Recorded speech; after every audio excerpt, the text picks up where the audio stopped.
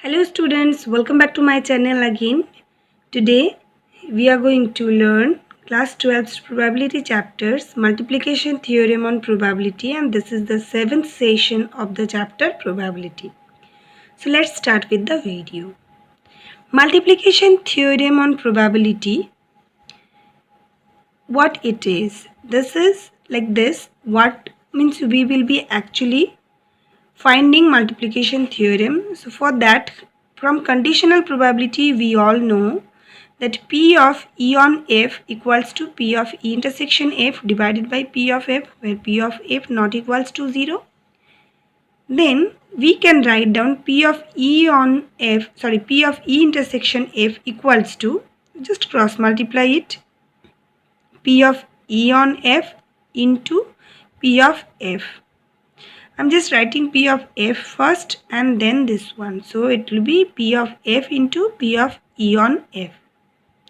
Now, if we are just taking the conditional probability of F on E, then it will be P of E intersection F. We could have written P of F intersection E, but that's the actually same thing. So P of F intersection E or P of E intersection F, both are same, divided by P of E. Again conditional probabilities formula. Now here P of E not equals to 0. From that we can take again P of E intersection F's value just by cross multiplying it. We are getting P of E into P of F on E. So we can write P of E intersection F equals to P of E on P of E into P of F on E. This one equals to P of F into P of E on F. This whole thing, the whole expression is called as multiplication theorem of probability. Provided condition P of E not equals to 0 and P of F not equals to 0. Just to remember, how to remember, when you are writing P of E, then it will be E after conditional sign, and when you are writing F, F will be after conditional sign. Just how to remember. Now multiplication rule of probability for more than 2 events. Multiplication rule for 2 events, already we have got P of E intersection F. For more than 2 events, it will be like, suppose we are taking E, F and G on same sample space S. Then we will be having its probability like P of E, the first one, then second on first, then third on first two. So like this, P of E into P of F on E into P of G on E intersection F. Again I am telling how to remember. First probability into probability of second one on first, then probability of third one on first two. This is the multiplication theorem of probability for more than 2 events. Next topic is independent events. Independent events is 2 events E and F are said to be independent if independent event will be like this. P of F on E will be P of F and P of E on F will be P of E. Now, what does it mean by independent events? Actually, if you were asking me mathematically, I would be writing like this. But if you are asking me the meaning of independent events, then I would like to say something else. Independent events means that occurrence of one event will never affect occurrence of the second event, or occurrence of the second event will not affect occurrence of the first event. And then in this case, they will be independent. Mathematically, this is the expression. Now by multiplication theorem, we can write P of E intersection F equals to P of E into P of F on E. We can write the second form also, doesn't matter. Now as these two are independent events, so P of F on E will be P of F. That means for two independent events we can write P of E intersection F equals to P of E into P of F. And this is a very important formula for class 12's probability chapter. Now there are some remarks on multiplication theorem on probability and independent events. Number 1. If E and F are two independent events, then this will be valid. But if E and F are not independent, then this will be not equal. That means if this is not equal like this, then E and F will be dependent events. Second remarks is terms independent, and this is very important. Terms independent and mutually exclusive are not same. Independent events doesn't mean that they will be mutually exclusive events. Mutually exclusive events means they will not have any common sample point. Independent event means independence of occurrences. That means occurrence of one event will not hamper occurrence of another event. But in this case, independent events may have common sample point, but mutually exclusive events will never have common sample point. That is, we can say that mutually exclusive events with non-zero probability cannot be independent events, and independent events with non-zero probability cannot be mutually exclusive events.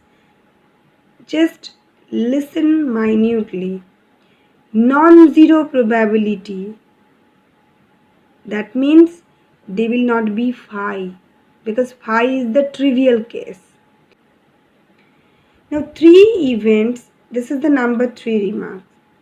Three events A, B and C are said to be mutually independent if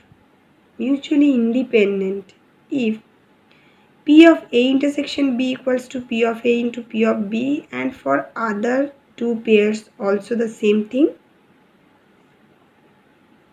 and for the third combined part also P of A into P of B into P of C. Now if one of these four, any one of these four is not true or not coming equal, then we will tell that A, B, C are not mutually independent.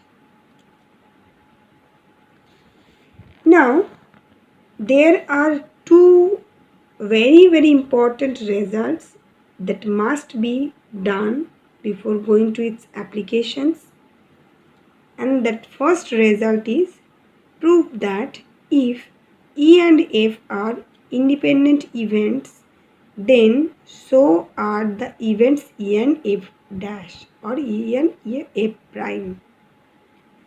E and F are independent, this is given. You need to prove that events E and F prime are also independent. That means what you have to prove? You have to prove E of P of E intersection A prime equals to P of E into P of A prime. This you have to prove. For that, I have drawn the universal sample space S, two events E and F intersecting each other. Intersection part will be E intersection F. This part except F will be E intersection A prime,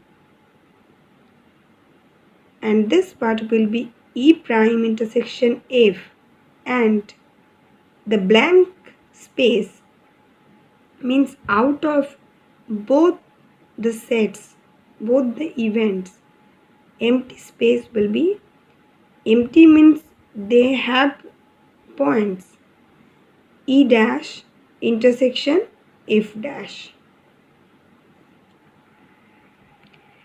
As E and F are independent, we have this one because this is the condition for independent events. Now we can write E equals to E intersection F union E intersection F dash. How we can write? Look at the Venn diagram. The whole E, this one, is actually this part plus this part. So the whole E can be written as like this, union form, E intersection F union E intersection A prime. Now P of E from this, now these two are mutually exclusive events, or normally we can say these two are disjoint events. So we can take probability of E equals to probability of this plus probability of this, like this. Therefore this one, as E and F are independent, so we can write this plus P of E intersection F dash. Now P of E intersection F dash equals to P of E minus P of E into P of F, like this. From these two we can take common as P of E. Then we are getting inside the bracket 1 minus P of F. 1 minus P of F, we all know from axiomatic approach of probability that P of F dash or P of F prime. So we can write P of E intersection F prime equals to P of E into P of F prime. Then we can say E and F prime are also independent. We need to prove it. We have proved it. Understood up to this? Okay. Coming to result number 2. And this is also very important result. If A and B are two independent events, then probability of occurrence of at least one of the events is given by 1 minus P of A prime into P of B prime. Now probability of at least one of the event, that means probability of A union B. So A union B, this probability of A union B formula everybody knows, P of A plus P of B minus P of A intersection B. Already we have done in class 11 probability sessions. So from this we are just putting the formula here, independent events formula. Then we are taking P of B common from these two. So this part is P of A dash, like this. Now P of A we are writing as 1 minus P of A dash plus P of B as it is. From these two we can take common as minus P of A dash. We are getting 1 minus P of B here. 1 minus P of B means P of B dash or B prime. So ultimately we have got our result, P of A union B equals to 1 minus P of A prime into P of B prime. So this is our result. It is proved. So students, this is all about today's session. I hope you all have understood it properly, and I seriously hope that you can now apply all these theorems in practical problems or the problems in your exercises.